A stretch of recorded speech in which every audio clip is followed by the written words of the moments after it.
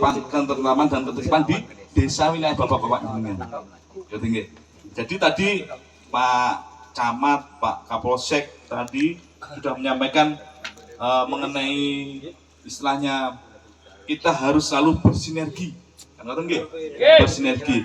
Berarti bapak-bapak harus saling bahu-membahu, saling bekerja sama. Minimal dengan di wilayah dengan kan sekarang banyak anak-anak muda ya. Nah, itu dirangkul bapak-bapak. Karena anak-anak muda sekarang kan pinter IT. Terus bahasanya maaf kita nggak kejenengan gitu. Mungkin anak-anak muda sekarang itu sudah lebih pandai dari kita. Tapi itu wajar. Karena apa? Linmas yang dulu sudah maaf mungkin ya yang sepuh-sepuh ini mungkin sudah waktunya regenerasi juga. Kan ngoten nggih. Tapi mungkin yang mau diregenerasi ojo kesusu cong, aku cek pengen aku. Kan gitu ya. Nah, makanya mulai sekarang disiapkan juga untuk regenerasi yang sudah berusia maaf mungkin 65 tahun ke atas. Nah, sekarang mulai hari ini sudah mulai mencari bibit-bibit yang baru. Karena apa? Keterampilan yang bapak-bapak miliki mungkin sudah cukup, mungkin lebih dari saya. Karena bapak-bapak mungkin waktu masih muda seperti Mas ini sudah menjadi Linmas yang dulu dikenal namanya Hansip Pertahanan Sipil. Itu pasukan paling bawah sendiri. Tapi pekerjaan jenengan lillahi ta'ala. Kan ngoten nggih? Bayarannya tiap pilkada, pilpres, bukan tiap tahun Mas, 5 tahun sekali. Ngoten nggih? Nah, jadi itu namanya ikhlas tuh rezeki tidak didapat dari itu saja, Pak. Namanya kalau sudah betul, kalau sudah ikhlas tiap 5 tahunan kesehariannya, rezeki jenengan juga nggak kemana-mana, pasti tidak keliru Gusti Allah. Ngoten nggih? Ya. Nah, itu menjadi berkah. Amin nggih.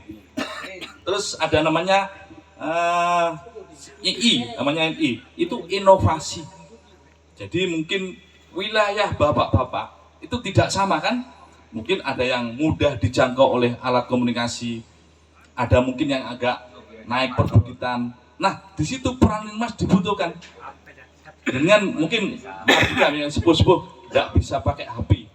Nah, waktu dulu kita ingat zamannya waktu itu kita nggak pakai HP, pakai apa? Pakai HT bisa, pakai apa namanya? Yang itu antar itu pakai apa namanya? Kotek apa Pak? Katanya kotek itu. Oh, rari itu, gitu, betul. Pakai intercom juga bisa. Dan adalah ya secara langsung waktu itu. Nah, berhubung dengan perkembangan zaman, masa-masa sulit sudah kita lalui, sekarang rata-rata memakai HP. Nah, perkembangan komunikasi yang lebih maju ada di tangan anak-anak muda, Bapak. Nah, itu maksud saya tadi seperti itu.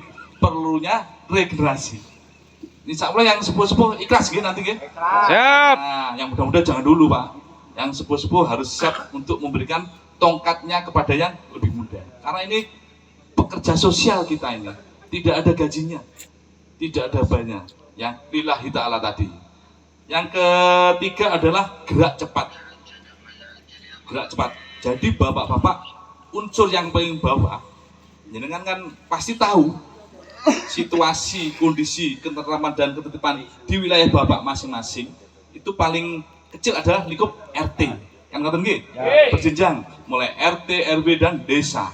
Nah, dengan mungkin rata-rata sudah di RT. Situasi apapun, apalagi menyangkut mau pilkada ini, tingkat kerawanan yang adalah bapak-bapak. Nah, jadi bapak-bapak mulai sekarang harus belajar untuk mengantisipasi sikon terakhir di wilayah bapak-bapak itu tidak sama. Mungkin yang di kota kecamatan lebih tenang bapak Bangki, lebih tenang. Dalam artian kondisinya lebih stabil. Tapi tetap aja kita harus waspada. Apalagi mungkin yang wilayah agak masuk, nah itu lebih istirahat lagi karena orang datang keluar masuk. Yang tahu adalah bapak-bapak. Apa langkah yang akan bapak lakukan apabila mengetahui itu? Bapak harus segera berkoordinasi. Oke, yang pertama berkoordinasi dengan Bapak RT RW. Ya apa Pak RT Pak RW, ini ada warga kok wirawiri mencurigakan. Dengan cepat harus laporan. Jangan mengambil inisiatif sendiri. Kan ngoten nggih? Harus selalu berkoordinasi. Apabila Bapak RT RW tidak mengatasi, segera menghubungi desa melalui 3 pilar. Nggih, Pak Babinsa, Babinkas dan Pak Kades. Itu wajib dengan melaksanakan apapun selama orang itu di luar warga jenengan, apalagi melakukan hal-hal yang mencurigakan dalam jangka panjang akan merugikan wilayah jenengan, dengan segera laporan. Nanti biar 3 pilar ini yang mengambil tindakan apapun itu. Betul nggih? Paham nggih? Paham. Nah, setelah itu ada namanya antisipasi. Sebelum terjadinya kegiatan yang tadi orang asing itu masuk, ini kan harus melakukan antisipasi. Dengan apa? Bermusyawarah. Di dalam lingkungan pengajian, di dalam lingkungan RT RW ada musyawarah, itu dibahas dulu. Cara pencegahannya apa efektif, terutama anak-anak muda. Saya yakin jenengan sudah paham. Pasti jenengan ada usaha-usaha orang yang ingin merusak tatanan generasi muda. Apa itu? Contohnya narkoba. Betul, narkoba itu musuh kita paling bahaya, Bapak-bapak. Siapa lagi kalau bukan jenengan? Kan nonton nggih?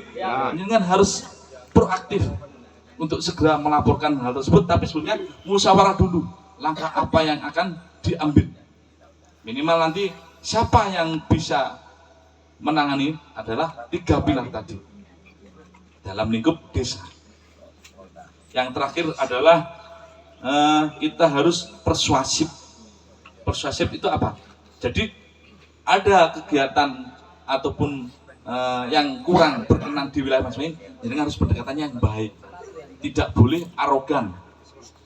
Mana Pak Danamil? Nah, jadi di wilayah kita harus sabar, Bapak-bapak. Tidak boleh emosi. Karena apa? Akan membawa dampak balik ke jenengan sendiri. Risikonya kita bukan petugas keamanan, jangan mengambil langkah yang di luar batas. Harus diingat-ingat itu. Itu pun nanti kan berpengaruh dengan jaga di TPS, ada pengaruh di situ. Jadi dengan harus selalu mengutamakan musyawarah. Nggih. Nah, apa tugas bapak-bapak selama berjaga di TPS? Ini saya sampaikan, nggih. Jadi menurut Pasal 2 Permendagri nomor 10 tahun 2009 dijelaskan bahwa tugas bapak-bapak intinya nanti kita menuju ke petugas Linmas. Tadi ada pesan jangan sampai diganti, kan ngoten nggih? Ya moga-moga kita berumur panjang loh nggih. Tetap sehat. Nggih, betul.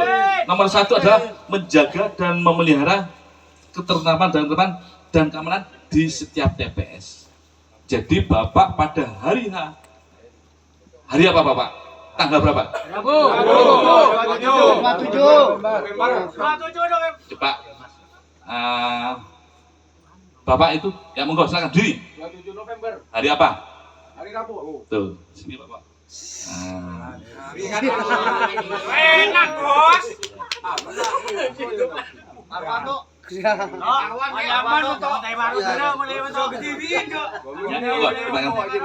Tepuk tangan Bapak. Makanya Bapak harus selalu mendengarkan nggih, dinyimak. Walaupun kita selingi guyon-guyon harus ingat-ingat lagi. Betul nggih? Jadi yang pertama ya itu. Jadi tugas Bapak pada hari itu menjaga di pintu masuk dan pintu keluar. Mungkin Bapak lebih pengalaman dari kami, tapi kita cuma mengingatkan. Itu tugas Anda. Nomor 2 adalah berkoordinasi dengan instansi terkait dalam menjaga dan melihat ketertiban di tiap TPS tadi. Benar tadi yang disampaikan Pak Kapolsek, Pak Danramil, saya menyambung. Jadi jenengan apabila di TPS jenengan itu dalam situasi rawan, jenengan harus selalu bekerjasama dengan di KPPS-nya, harus segera menghubungi pihak keamanan. Tapi tetap jalan itu Pak, tidak boleh berhenti. Karena apa? Situasi di dalam adalah tanggung jawab jenengan. Jadi tidak ada orang luar yang boleh masuk tanpa izin jenengan. Ngerti nggih? Itu dipegang erat. Siapapun tidak boleh masuk selain yang ikut dalam coblosan hari itu. Gitu. Yang ketiga, di setiap TPS ditempatkan 2 orang. Di mana di tempat masuk dan pintu keluar. Nah, betul. Terus Satlinmas memiliki tugas terkait pengamanan pada saat hari itu pemungutan suara bersama dengan KPPS. Nah ini perlu kita bahas Bapak. Saya istilahnya nggak mewakili dengan tugas Anda pada hari H. Biasanya bapak-bapak pada hari H itu malamnya diajak keliling-keliling enggak untuk membagi kotak. Ya aja. Padahal sepengetahuan bapak itu tugas bapak atau bukan? Bukan. Nah betul itu. Cuma namanya kadang kita ewuh bapak nggih. Tapi pada intinya pada besok harinya jenengan harus kondisinya fresh, seger, enggak boleh capek. Nah makanya untuk ke depan ini mungkin kami bisa memberi masukan supaya yang membagi kotak, menjaga kotak itu usahakan jangan jenengan bapak-bapak. Karena tugas sesuai peraturan Mendagri ini tugas jenengan adalah besoknya. Mulai saat pencoblosan, terus penghitungan sampai pengiriman kotak terakhir ke kecamatan. Itu tugas jenengan. Tapi pada saat 1 hari sebelumnya sebenarnya itu bukan tugas bapak-bapak. Ini mungkin kalau ada petugas dari KPU kami tanya apakah Linmas mulai malam pembagian kotak hari H itu apakah ikut sampai ke lokasi terus ikut menjaga semalam, kan kasihan gitu. Nah coba jenengan itu nanti berkoordinasi dengan KPPS supaya mulai tahun ini pilkada supaya tugas itu dibagi. Pasti jenengan ngantuk Pak, besoknya pasti padahal tugas jenengan besoknya itu berat. Kalau kondisi aman oke. Tapi kalau kondisi lawan, dengan terus ngantuk. Apalagi yang kemarin itu. Nah, pasti Anda emosi kan? Nah, itu bahaya. Sampai maaf kebetulan kemarin kami juga mendata Linmas yang di kota tuh setelah tugas itu karena mungkin sepanang atau gimana ada yang meninggal. Di Jember itu ada kemarin. Nggak salah kurang lebih itu ada 5. Tapi alhamdulillah kemarin dapat santunan dari Jasara Harja. Ini kan didata angkanya. Nah, kemudian tugas mendata Jasara Harja ke KPU adalah kami dari bidang Linmas bersama rekan-rekan. Jadi jaminan Anda dijamin oleh negara. Nggih. Untuk yang ini kami sudah mengajukan Bapak ke KPU. Moga-moga KPU ACC Pak nggih. Bapak kita inginnya tetap sehat, tapi namanya urusan itu kan urusan Gusti Allah. Kan ngoten nggih. Nah, apa yang kami sampaikan tadi adalah namanya SIGAP tadi adalah Desa Sigap. Apa? Desa Sigap. SIGAP tadi. Nah, itu apa? Sebenarnya bapak-bapak ingat nggih? Untuk di desa, bapak-bapak pasti tahu, di desa pasti ada apanya? Di pojok itu. Ada pos kamling. Nah, itu namanya posku. Pos komando Linmas di desa. Biasanya di depan tuh ada bapak. Siapa di situ? Biasanya Pak Kampung, perangkat desa. Ada di posko Linmas di desa. Apa dalamnya posko itu? Coba satu apa? Ada apa? Peralatan itu apa? Apa aja Pak? Kentongan. Nomor 1 itu. Nomor kedua apa? Betul. Tanda-tanda kentongan. Kan nggih? Tanda kebakaran, pencurian.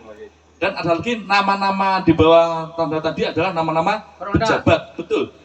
Ada namanya mungkin Pak Babinsa, Pak Kades, dari pemadam kebakaran. Ada tulisannya yang harus wajib dicatat di bawahnya itu. Nama-nama yang petugas yang bisa ditelepon. Apalagi Bapak? Mantel, betul. Betul, center. Terus ada lagi yaitu betul. Terus pemadam kebakaran minimal karung goni, pasir, nah, ada air mungkin. Betul, mantel sudah Pak tadi Pak. Ada pengait betul, sama kata kebakaran digelantung bisa dicantel. Itu di posko Linmas desa. Dan di bawah lagi ada namanya, di bawah Pak, di RT masing-masing apa namanya?